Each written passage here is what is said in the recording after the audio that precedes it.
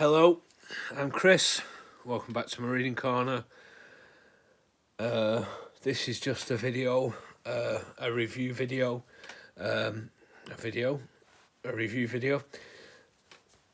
Some book reviews. I've read a few books recently, and I decided I want to start reviewing books on here a bit more in depth than what I have been doing. So I have got 3 books. I'll just show you them. So that's what we're going to go for in a minute. That'll probably be the thumbnail that in front of my face. But yeah, 3 books to go through. I'm going to start with the order I finished, like the first one I finished first. So the first one I finished first is Case Study by Graeme, Macrae, Burnet. This book I found is really interesting. I really enjoyed it. I'd recommend it. But I'm going to go into why I would recommend it. So, this book at first starts off with, it's kind of got a preface to it, which is kind of like somebody saying they've got some notebooks on somebody who'd written some note, and they're anonymous, and he's not sure whether his publishers had let him make it as a book, and so someone in an hour, and when he gets the notebooks, he decides that he's going to write a book. Up to that point, I actually thought it was non-fiction because of the way it's set up. I think it's really cleverly done. It's about, these notebooks are about this girl Rebecca, which is an alias. She has another name, but I can't remember off the top of my head right now, and I don't want to start flicking through pages. But so it's her notebooks, and they are. She had a sister called Dorothy, and Dorothy was seeing a psychiatrist called Collins Braithwaite, and then she winds up dead. And it looks like the finger's kind of pointed towards Collins Braithwaite. So Rebecca takes it upon herself to try and investigate and try and get him to slip up somewhere on the lines of saying something, and she starts investigating them, and this is what the notebooks are. But the notebooks are really interesting, and they play an integral part to it. The notebooks are like every other chapter is a notebook. So in between it goes over Colin Braithwaite's life, who seems to be quite an unhinged character. But it goes on through that with a back and forth about how she talks to him. But Rebecca is a completely more outgoing person than her original name is. It's kind of like a different personality altogether. But then she seems to have a different personality from her sister. Her sister is very intelligent. Dorothy is very intelligent and has a good relationship with her dad. Not a good relationship. That's wrong. They both seem to have a good relationship, but Dorothy and her dad seem to have a stronger bond, which there is elements of jealousy in that as well. For Rebecca, and she's more intelligent, and whereas Rebecca seems a bit more floaty as her actual name. I can't think of her name, but as her actual name, she's a bit more floaty and a bit more. She's got a job, and she's quite happy to just do this job, and that be that really. Whereas Dorothy seems to strive for more until she gets affected by this mental health, which then sees the psychiatrist, and it's kind of good. And then the chapters, it's kind of good that those chapters are the notebooks, because then you can see what she's thinking and how kind of like she's fighting what Rebecca wants and what she wants, and how she's acting differently, and she sees how she's acting differently, and there's a bit of give and take and a bit of pull and push, and and as well with Colin's Braithwaite and Rebecca, there's that element of fighting for control as well, which is really interesting.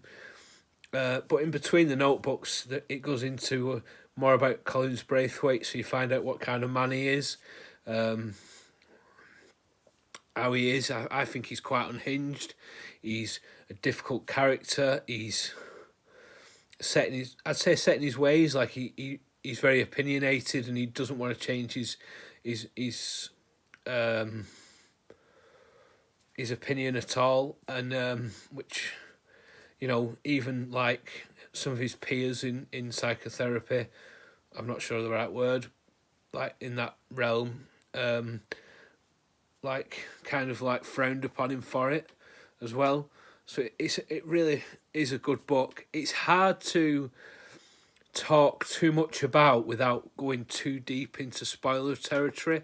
I don't want to spoil it too much. I hope I've scratched the surface, but not too in deep to leave something there, because it is really good. It is a really good book. It was shortlisted for the Man Booker, I think, in 2015. So it is a good book. It's one I recommend. I would read it again, definitely. And I'm looking to read more by him. But yeah, I tried keeping it short and sweet, but I found it really interesting. Like I say, when I opened it, seeing about the notebooks, I thought that bit was true, like a non-fiction book, but it's not, which I think is really cleverly done. Anyway, that's Case Study by Graeme, Macrae, Burnet. Highly recommend it. Moving on, it's the audio book. I have got it physically, and I've read it physically. This is Ready Player One by Ernest Cline, sorry. This book is brilliant. I mean, a lot of this stuff passed me by. Like 80s movies and stuff. There is some movies I've seen and stuff like that. There's a lot of music references, film references, series references, games references, and it's just a brilliant... I kind of imagine this kind of thing coming eventually, in a way.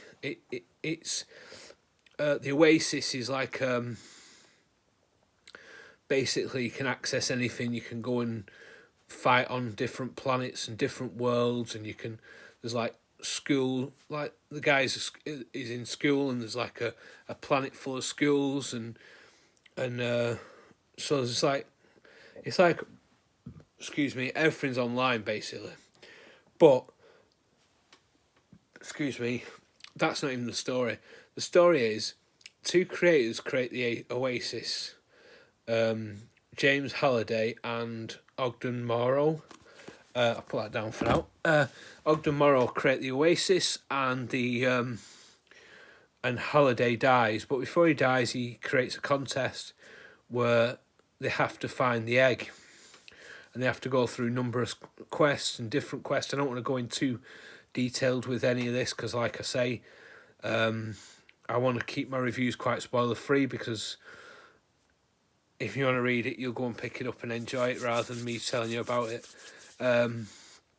But yeah, Ready Player One. So, and it's about this guy called Wade Watts, whose online name is Parzival, and he tries to get the egg.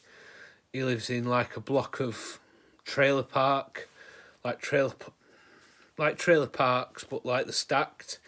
In the stacks he lives, he's poor, and he starts his competition, and it goes through that really. But there's all sorts of like I say, a lot of 80s references. It's very 80s based, like film wise and movie wise, and there's a lot of different music in there. It's just a really good book. I'm talking about it. I'm sure a lot of people have already read it. But if you've got like nostalgia for video games and movies and things like that, I'd highly recommend it.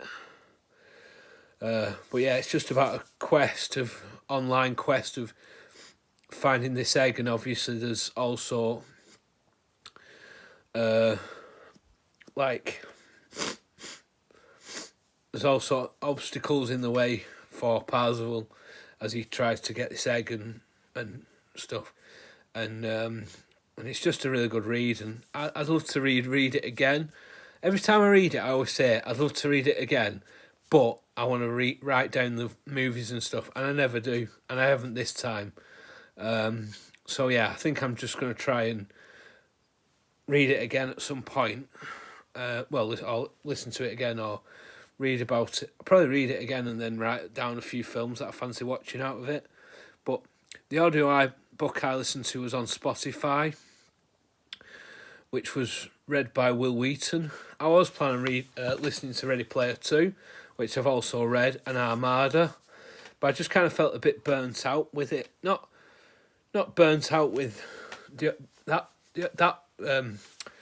with the book. It's just more with audiobooks. It's something I'm new to, so I didn't want to go and listen to like 5 or 6 on the bounce. So I've got my exam next week, so I think after that exam probably listen to Ready Player 2 before the end of Christmas, but I'll see. I don't want to push myself too much with the audiobooks, but I did enjoy that one. And like I said, I would recommend it if you are into video games, music or films or sci-fi, I guess, as well. Elements of that with the all online. But it's really good. Oh, it's like, I guess it's kind of post-apocalyptic in a way, like the world's gone to rubbish, for want of a stronger term. So yeah, I'd recommend that as well. I really enjoyed it, and I think Will Wheaton narrates it really well as well. But like I say, it's not my first audiobook, but certainly the longest one. It was about 15 hours, which I was just listening to it on the way to work and stuff. And then, like when it was like if I was near work, next chapter I'd just put pause it and then put some music on and then come back to it like on the way home, and then as I get closer to home again. But yeah, I enjoyed it. Like I say, I've looked for a few. Somebody did recommend me Project Hail Mary. And that's read by Andy Serkis, who did the voice of Gollum, which I really wanted to listen to because of that, but it doesn't seem to be on Spotify. It might be on Audible, but I think while I'm paying for Spotify, it's daft to listen to stuff on Audible until I decide to bite that bullet. But yeah, like I say, I wanted to reread listen to the rest of Ernest Cline before the end of the year, but I don't think I'm gonna. I was just feeling a bit burnt out with the audiobook. Like listening to it, and I prefer reading, I think, but I think I'm looking for something shorter, maybe a couple of hours, 7 hours or something like that. So at least something a bit shorter or something, or short stories maybe or something, I don't know. But I'm not sure on the audiobook yet, but I think for now I might just leave it till the new year or, like I say, listen to the next one. I'm not sure yet. But book-wise, I'd really enjoy it. I'd really, really recommend it. Sorry about that tangent there. And then the final book I'm going to review is the one I finished last night, actually. Yeah, last night. I enjoyed all these books I've read, by the way. If I was to pick a favourite, I'd probably say Case Study. I think I would have probably picked Ready Player One if I'd have read it. But because I didn't, I'd pick Case Study. But this is Alan McGee, How Not to Run an Indie Label. I wasn't sure. I know about this from the library. I did my library tour. I showed this one off and I went, I'm not sure about that one. I put it to one side, and then I was kind of looking at my December due books, and this was one of them, and I was like, kind of umming and ahhing, and then I decided to pick it up. Well, I looked at a few, like the pictures in it, and then I went, okay. And then I just started reading it, and I really enjoyed it. He signed some cool bands. He really did. Like Primal Scream, the Jesus and Mary Chain, Oasis, Slow Dive, the My Bloody Valentine. He signed some cool bands. put that down for a second as well. He signed some cool bands. It's interesting how he's from Scotland. He grew up a Celtic fan. I believe. I think it's, yeah, Celtic sounds familiar. Yeah, it was a Celtic fan, so that's like Protestants and Catholics. I'm not saying that right. Kind of divide, but he wasn't really into all that. It was more the football. And he grew up like during the punk DIY era, and he didn't have the best upbringing in his childhood. But then he found music, and it just kind of, his love for music's second to none, really. And the way he writes about it, the way, you feel it when he writes about music. I think with music books, when it's one band, it's interesting if you like that band. But when you have something like that where there is a mixture of bands that you might not have known much about, or how they came about, or how they were founded. Like, I didn't know that was the guy who found like Slowdive, and that was really interesting to me. I like Slowdive, and I didn't know about My Bloody Valentine either. Creation is kind of a label. His label is called Creation. It's kind of a label that passed me by. Like, I've heard of Factory, like Joy Division and Rough Trade for the Smiths, things like that. But yeah, Creation sort of passed me by, although I do like Slowdive and I do like My Bloody Valentine, and obviously I liked Oasis a lot more than I do now. But yeah, it's just really interesting how he goes through like the punk era, and how he met bands, and how he went to school with Bobby Gillespie out of Primal Scream, how he decided to sign Oasis, so how he decided to run his label. There's also a bit about drugs, and then he gets into politics later on in the book. It's just a really interesting read. I think that, and I read Sonic Youth Slept on My Floor by Dave Aslam. I think them two books are brilliant about music, and I think because they're both two authors, they were both heavily involved in music, but it was never were involved in music to make money. It was the love of music that came first, and they made money. I think he's probably more successful than Dave Haslam. I'm not 100% sure on that, but having Oasis signed Oasis, I would imagine so. But yeah, I'd recommend that book as well if you're slightly into music. If you're into music a lot, I'd recommend it. But you might have. There's also a film if you don't fancy reading the book. There's a film about, I think it's called Creation. The film. I probably should have researched that before, but I didn't. But yeah, and there's also a film of Ready Player One, but I'd avoid that. It's nothing like the book. But if you can, subject. I'm not sure what the word is. Like, split the two. If you can split the two, I'd watch the film. If you want to just have some popcorn and watch a flick and not think how different it is to the book. I was hoping it'd be the book on screen, but it wasn't. But yeah, that Creation film, I'm going to try and see if I can find and watch. But yeah, so I'd recommend all three. I'd recommend How Not to Run a indie label if you're into music. I'd recommend Ready Player One if you're into video games. And I think if you're into something a bit different and a bit pushing the envelope, I'd recommend Case Study. Is how I'd sum those three up. But like I say, surprising. Well, Case Study and How to Run an Indie Label were both surprising books. I was looking forward to reading Case Study. As soon as I got it from the library, I started it. But How to Run an Indie Label, I was a bit half and half about, but I'm glad I read it and really enjoyed it. So that's that. That's my 3 reviews anyway.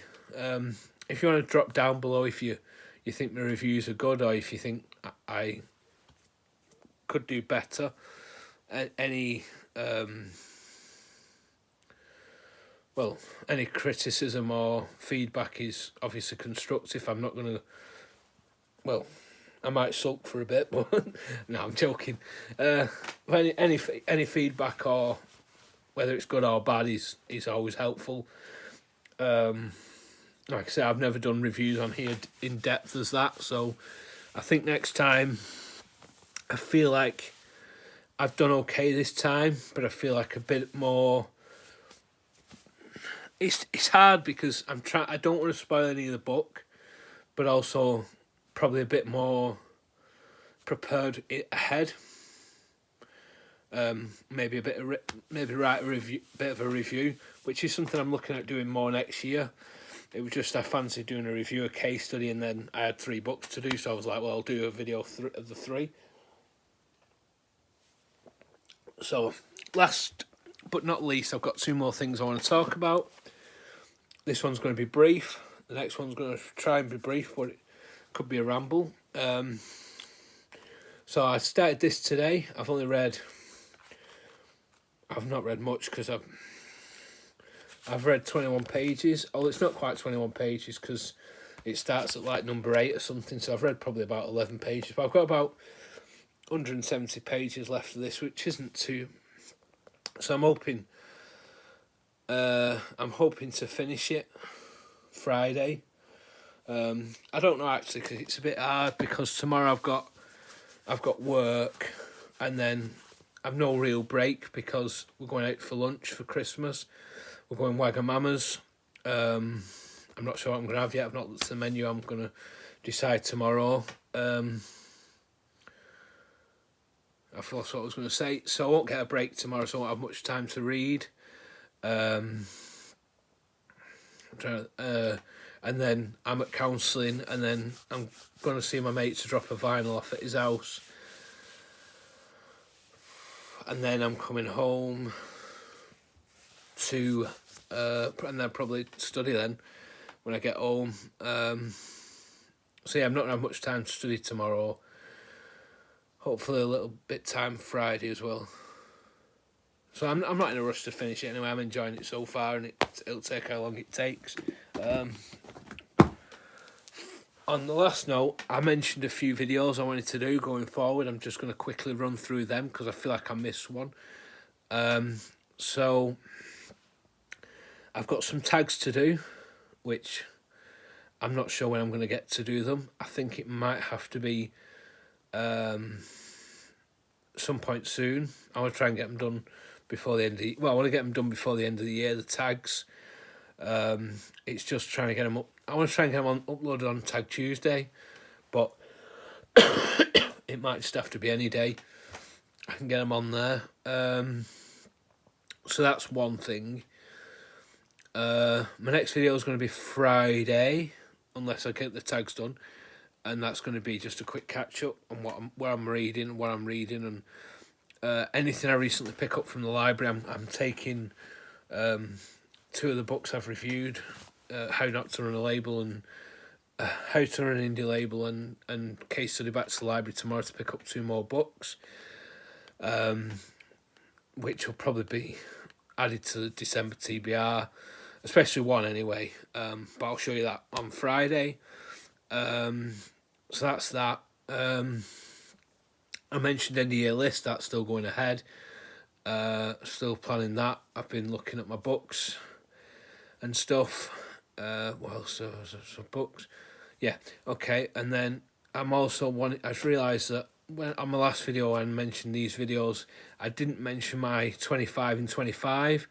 So that's something I need to start when I do the top 10 lists and stuff. I'll start diving into the books, the authors I picked, to decide what I'm reading. Well, to give me a couple of options on certain authors, less on others. If I, like, for instance, for a couple of examples, like Richard Lehman, I've been reading them in as I buy them.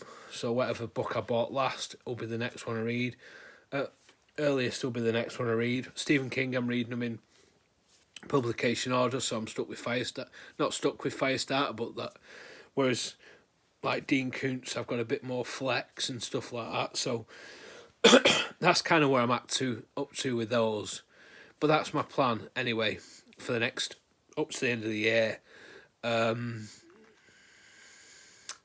Yeah, I think my last videos will probably be Christmas and New Year. Maybe I might try and do on New Year's Eve, but I'll see. For like basically like end of year wrap up, what I'm still currently reading, if anything, and what I'm carrying over. But that'll be that. So that's that. But yeah, I'll be back on Friday. Won't be as long as this. It'll be just a quick breezy. I'm still reading Tinkers. I'll just finish Tinkers, and then it'll also be what I got from the library and what I plan reading that weekend, I guess. Anyway, I'll speak to you soon, and yeah, hope you're having a good week so far, and I'll speak to you all on Friday, hopefully. I don't know when I did a video. I didn't do a video last Friday. It ended up being Monday or something, so it was delayed last week. So hopefully it'll be back to normal. It'll be up on Friday. I might try and film tomorrow night if I get a chance, because I'll have the library books tomorrow, and I'll still be reading Tinkers anyway. I'm reading Tinkers, and then I've kind of got a bit more of a run at the weekend then, because I've got Thursday included. We'll see. Probably Friday. I think Friday, otherwise you'll seeing too much of my face. So yeah, hope you enjoy the rest of your week, and I will see you in the next one. Bye.